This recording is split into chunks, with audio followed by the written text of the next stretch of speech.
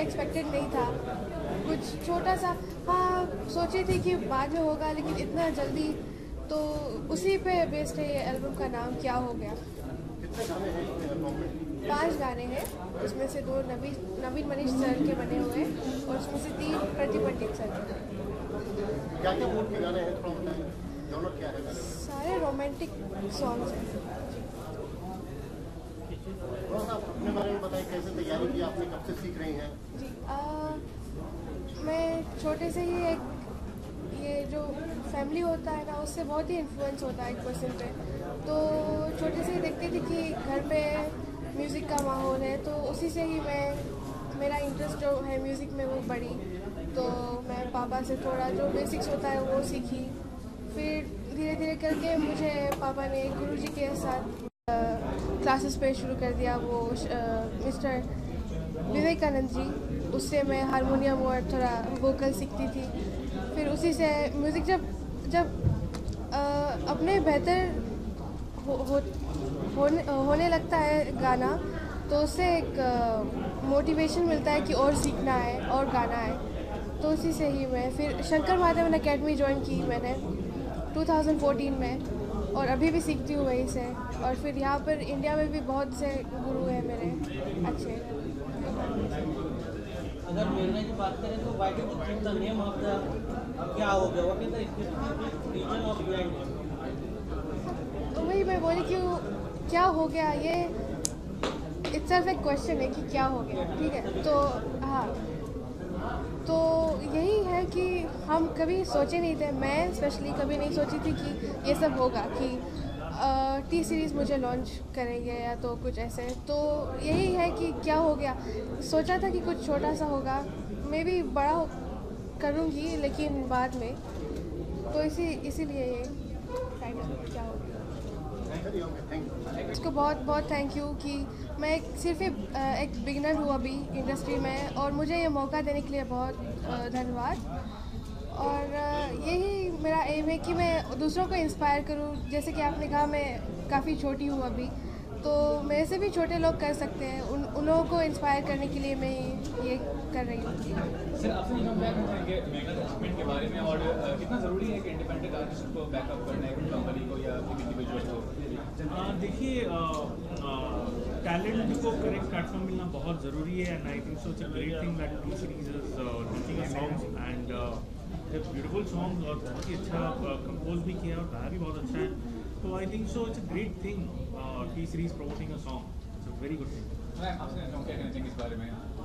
देखिए, मुझे तो बहुत ही अच्छे लगे, कंपोजिशंस भी बहुत अच्छे लगे। Thank you for all the music director जिन्होंने इसमें ट्रैक बनाए हैं, और इनकी वॉइस बहुत अच्छी लगी मुझे, वेरी नेचुरल, वेरी टची, इमोशन भी है, एक्सप्रेशन भी है। बहुत अच्छी वॉइस है आपकी बेटा, very good voice, very good, God bless you. और मैं उम्मीद करती हूँ कि इनका ये एल्बम अच्छा जाएगा, बहुत अच्छा जाएगा। और जिस तरह का टैलेंट है तो उनका फ्यूचर के बारे में क्या कहना चाहेंगे, किस तरह का फ्यूचर इनका देख रही हैं आगे चल के? अच्छा ही फ्यूचर होगा, मेरे को तो अच्छा ही लग रहा है। और आज के दौर में जो प्लेटफॉर्म है, क्योंकि आज डिजिटल हो गया हर चीज़, तो अपना टैलेंट शोकेस करना थोड़ा आसान हो गया है, लेकिन बहुत आसान हो गया है। चैलेंज कितना है, क्योंकि काफ़ी सारे लोग इन्वॉल्व हैं इस इंडस्ट्री में? चैलेंज तो देखिए सर, हर फील्ड में है, सिर्फ म्यूज़िक के ही फील्ड में नहीं है।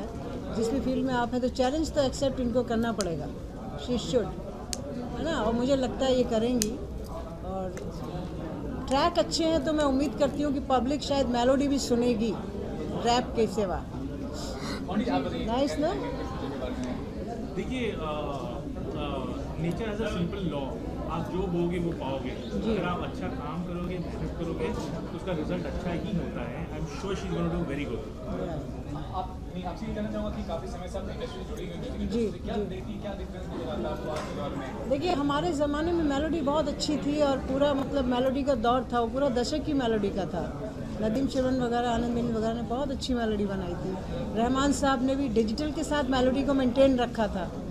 पर आज का जो म्यूज़िक का दौर है, आप देख रहे हैं कैसा, बिल्कुल मेरी तो समझ में नहीं आता कैसा दौर चल रहा है। बट फाइन, जो चल रहा है वो बिक रहा है, जो चल रहा है वो बिक रहा है। इस दौर में अगर मेलोडी को वापस लाने की कोशिश की जा रही है तो इट्स अ गुड कोशिश, वेरी गुड कोशिश।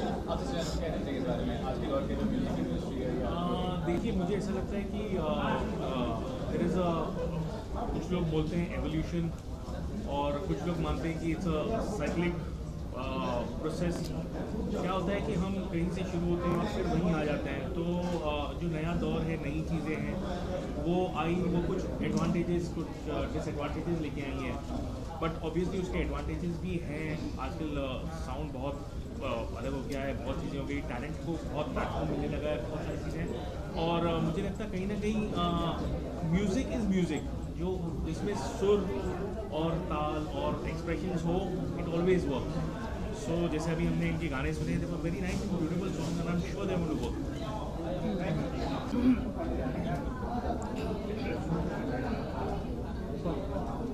आपका सवाल तो बहुत अच्छा और बहुत छोटा है, मगर ये जो जर्नी रही रिकॉर्डिंग के जो दौरान, मिस्टर निकोलस जी, आप फिजी से आप सब जानते हैं, और कुछ सालों पहले ट्रैक की मेकिंग हुई, फिर मेघना ने तभी भी गाया था। फिर उन्होंने बहुत अच्छी बात कही कि प्रदीप जी, ट्रैक तो अच्छा बन गया है, ट्रैक को जस्टिफाई करना है। फिर मेघना ने बहुत रियाज़ किया, बहुत मेहनत की, और सब यही बात कहते हैं, मैं भी वही सेम बात कहूँगा कि मेघना बहुत सुरीली है। जो हम जगह बताते हैं, कंपोजिशन बताते हैं, उसको बहुत अच्छी तरह से गाती हैं, समझ के गाती हैं। सोलफुल वॉइस है, एक आवाज़ में पाकीज़गी है। तो बस इन शॉर्ट ये कहूँगा कि इन्होंने जो सारे जितने भी गाने हैं, कोई दिल का फूल खिला है, फूल शबनम, मिलन तेरा मेरा, ये सारे सॉन्ग्स बखूबी गाए हैं और उसको एक सही अंजाम दिया मेरे ख्याल से, बहुत अच्छा। और कैसे फ्यूचर देख रहे हैं इनका कि आगे का फिर काफ़ी यंग है तो काफ़ी ज़्यादा वक्त है इनको अपने को प्रूव करने के लिए? देखिए, सबसे हमारा इंटरेक्शन थोड़ा बहुत होता रहता है। मैंने जैसे पर्सनली देखा मेघना को, तो इनका जो पूरा ध्यान है वो पूरा म्यूज़िक की तरफ है। जैसे आजकल के जो लड़कियां हैं, नेचुरली वो लोग थोड़ा मोबाइल ज़्यादा देखना या इधर उधर घूमना, ये सब। लेकिन मेघना बिल्कुल, मुझे लगता है कि प्रैक्टिस, रियाज नहीं, ये एक बहुत बड़ी साधक है। Sir, what you want to say? When did you got to notice that she can be a singer? When did you realize that? मेरे पास एक छोटा सा बैंड अपने घर पर है और मेघना बचपन से हमको सुनते आई। और मेघना जब 4 साल की थी, वो स्टेज में आकर गाना हमारे साथ गाए। मेरे ख्याल से तेरा मुझसे पहले का नाता कोई, तो वो गाई। फिर उसके बाद हमारे फिजी में वहाँ पे हमारे भी एक छोटे से गुरु, बहुत अच्छे गुरु रहे जो क्लासिकल सिखाते हैं, श्री विवेकानंद जी। उनके साथ मेघना को मैं जुटाया, 9 साल की जब थी सीखने लगी। फिर उसके बाद मैंने सोचा कि इसको और आगे बढ़ाएंगे, तो मैं Shankar Mahadevan academy online classes से ये अभी इनको सीख रही है कर्नाटक क्लासिकल, और फिर अपना जो नॉर्थ इंडियन क्लासिकल है वो श्री प्रदीप पंडित जी से सीख रही है। तो अभी तो बहुत आगे जाना है। ये जो गाना है कोई दिल का फूल खिला है, पहली बार ये गाना मेरे ख्याल से 4 साल से बन रहा है। बन के जब कंप्लीट हुआ गाना, इतना बड़ा हो गया, मैं बोला कि मेघना तुमको और रियाज़ करना पड़ेगा। तो मेघना को 3 साल और अच्छे से रियाज़ करके तो जो कुछ गाया है, पर मेरे ख्याल से she is done good justification, पर और अच्छे गा सकती है और आगे जा सकती है। अब रियाज करे, वो जाने, उसका फ्यूचर जाने।